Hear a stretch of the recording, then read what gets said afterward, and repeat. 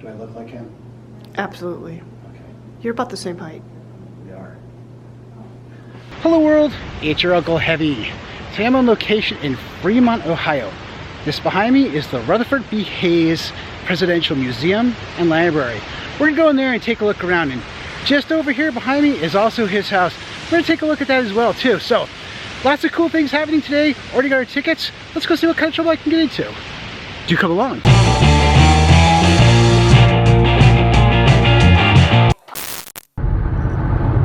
Well, hello Cleveland, it's good to see you again. We're not stopping. Maybe another day, not today. Looks like a run-of-the-mill neighborhood here in Ohio. There's a squirrel crossing the road.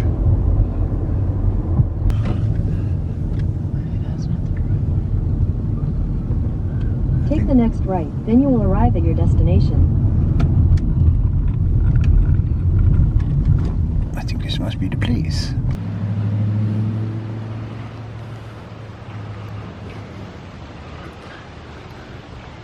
I think we've reached the place.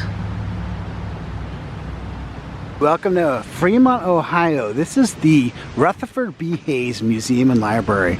We're going to check this out, and his house is right over there behind the building where you can't see it, and we're going to go through that too. Walking down the path here to the house, it is a beautiful house. I got to tell you, I've said this before and I'll say it again. Most presidents had some really, really nice houses. It's also situated in this nice little sort of park environment here that you can walk around. And there's lots of squirrels. Hi, squirrel. Hello, brown. Hello, brown squirrel. We have gray squirrels by me, not brown ones. I'm following you. I'm following you. I'm following you. I'm following you. I'm following you. There's a very cool looking tree in the back of the property and a nice sundial right here. So even though we're in Ohio, Hurricane Helene is happening. So as far north as we are, it's still hitting us here, this weather. What is it with me and traveling and the weather? It's just absolutely crazy. The wind's really picking up and this sky is going to open up any minute now. I should just give up. Here's a back view of the side of the house. You can see there's Michelle walking there, but it's a vast amount of property they've got here. Very nice. It's a very, very large house here in the back. I don't know what you call that in architecture, but I love that sort of rounded spire there in the back with the windows. Very nice. I do love the dormers and those two beautiful chimneys right there. So now we're moving on to the interior of the Hayes home. I have to do this a little bit different than normal because of their policies on video. The docent on duty did not want me to film them or their voice or any of the other guests while inside, so I have to kind of do this in post-production narration. So starting right off, this is known as the Red Parlor. This was the primary area of entertainment for guests visiting the Hayes. You can see they've got it pretty much restored to original and filled with period pieces.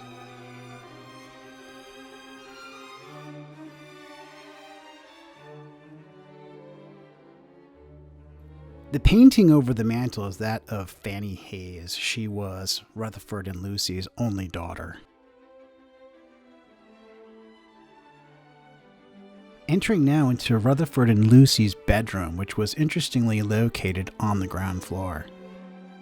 This is their original bed, and you can see I get a shot here of Lucy's sewing machine that actually went to war with her to help repair soldiers' uniforms. And here's a nice view of the central staircase looking up at the top there of the Widow's Walk where all that nice light is coming in. This is an interesting and rare piece. It's known as the Elkhorn chair. It's made of elk antler. Now here's a portrait of the man himself, Rutherford B. Hayes, located in the large parlor of the house.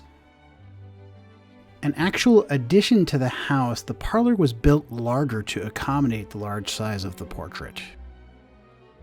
Here's a quick shot of his library and what it would have looked like back then. And then into the dining room. Very nice. A quick shot of his son Webb Hayes' bedroom on the second floor. And then the docent was nice enough to let me ride the elevator down to the ground floor. Look at that beautiful brass work right there. Such a cool experience. I love old houses like this. So we just toured the house. It was really, really amazing. Let's go check out this museum. This gate here is one of 6 iron gates on the property that actually used to surround the White House in Washington, D.C. They were decommissioning them, and Hayes actually snagged them up, got them for himself. So here's the side of the library. As we're getting ready to enter it, says Rutherford B. Hayes, the 19th President of the United States of America. And from what I understand, this is actually the very first presidential library to be created in the United States. I'm going to zigzag my way up these stairs here because they're interesting like that. Let's go check this place out. Greeted by Rutherford B. Hayes right off the bat. All right, let's check out this place.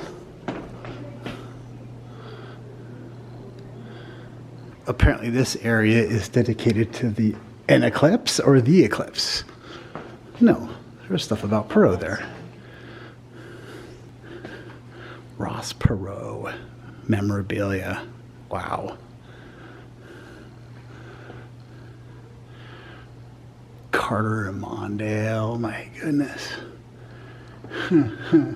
Clinton 96.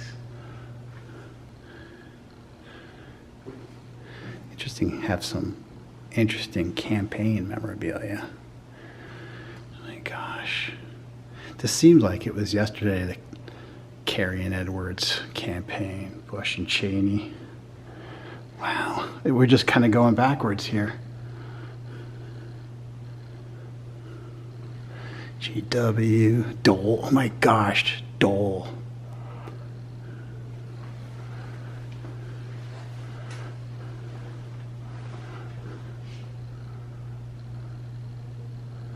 Bush to caucus, yeah. So this is kind of where it ends for me in my memories. I really don't remember much about the Carter administration. I was just a wee lad. But JFK. I like Ike. Wow.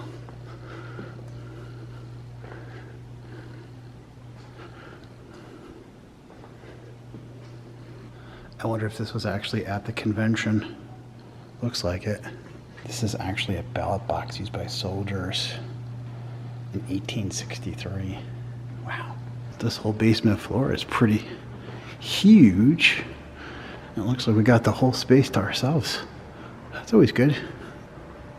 Rutherford's life in the 1800s, the military. They said he was wounded several times. Revolver on display here. His saber. There's his rank insignia. Beautiful, absolutely beautiful. This is all original property of Sardis Burchard. That was Hayes' uncle, who was the original owner of that mansion outside there. Oh, Masonic apron, another Mason. A pair of leather light skates. Lucy Webb's wedding dress when she married Rutherford Hayes. Gives you a chance to actually hold a musket and feel how heavy it is. There's a simulated backpack there, but I'm not going to try it. And here's Lucy's role during the Civil War. She was a nurse, and we learned on the tour that she actually used to repair soldiers' uniforms in the field. What's in this room here?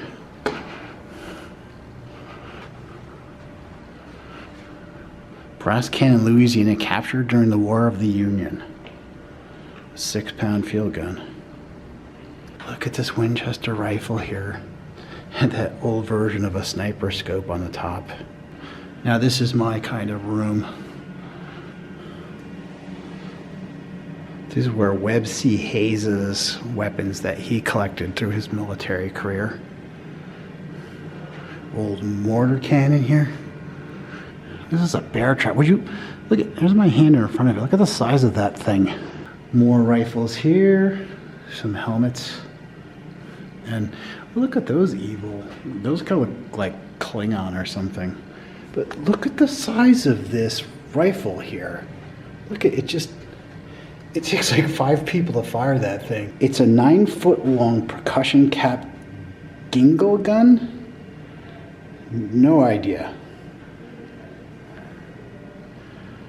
Lots of swords. Lots of small rifles. All right, let's check out the upstairs. Right off the bat, you've got this beautiful wagon here. This was his personal carriage. That's riding in style right there. This is interesting. It's just sort of like a place where you can write your own thoughts down. Doesn't look like there's a vacant place to put another message. Otherwise, I'd put some words of wisdom here. I always loved the way they dressed back then. Top hat, full coat, and walking sticks. I think we need to bring that back today. Here's an interesting little bit of trivia. This was a barn owl that was living in the Washington Monument as they were constructing it. And they actually captured it and kept it alive, and it passed on its own, and they had it mounted. And they've got the Lucy Hayes actual White House china on display here. It's very nice.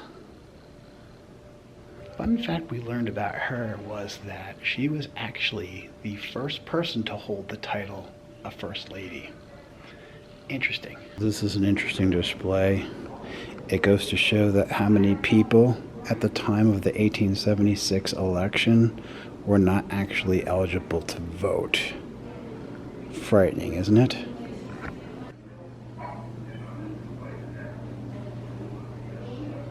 Original. Wow, look at this room here. There's the man himself. Now, I believe this rotunda was actually the original museum that was constructed and has since expanded to what we see today. But once again, I have to point out all the beautiful marble and metalwork. Look at these beautiful columns. And of course, the Oval Office desk, or a replica of it.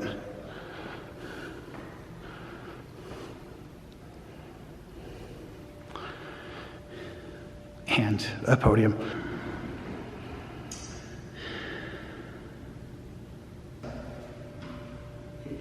I look perfect in this desk. This here is known as the Grant desk. It was purchased in the Grant administration for use in the cabinet room. And they have First Lady Barbies on display. Wow. Had no idea there were First Lady Barbies. Look at that shot across this hall. Gorgeous. A dollhouse on display. That's a little bit creepy. This is Webb Hayes' uniform and his pistol. And saber.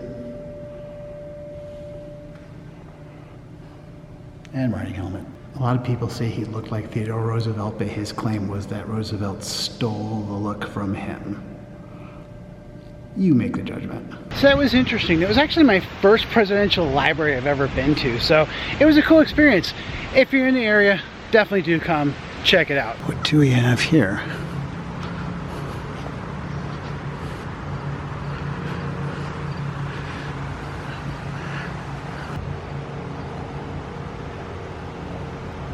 Looks like here, right on the property, we have the final resting place of President Rutherford B. Hayes.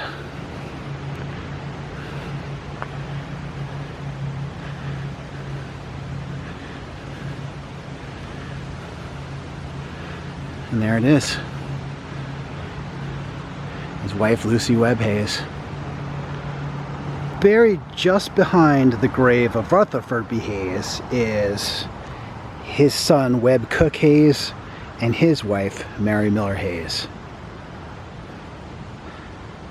It's interesting that you're able to get so close to these crypts and graves. Generally, they're sort of roped off and can't get anywhere near them, so it's always great. So that's it, another presidential grave for me. I always find it amazing to visit a presidential gravesite. I always love it. That's going to do it for this video. I hope you all enjoyed it as much as I really enjoyed making it. Thank you so much for watching. Be sure to stay tuned. I have many more adventures coming very, very soon. Till then, signing off from Fremont, Ohio. Bye-bye.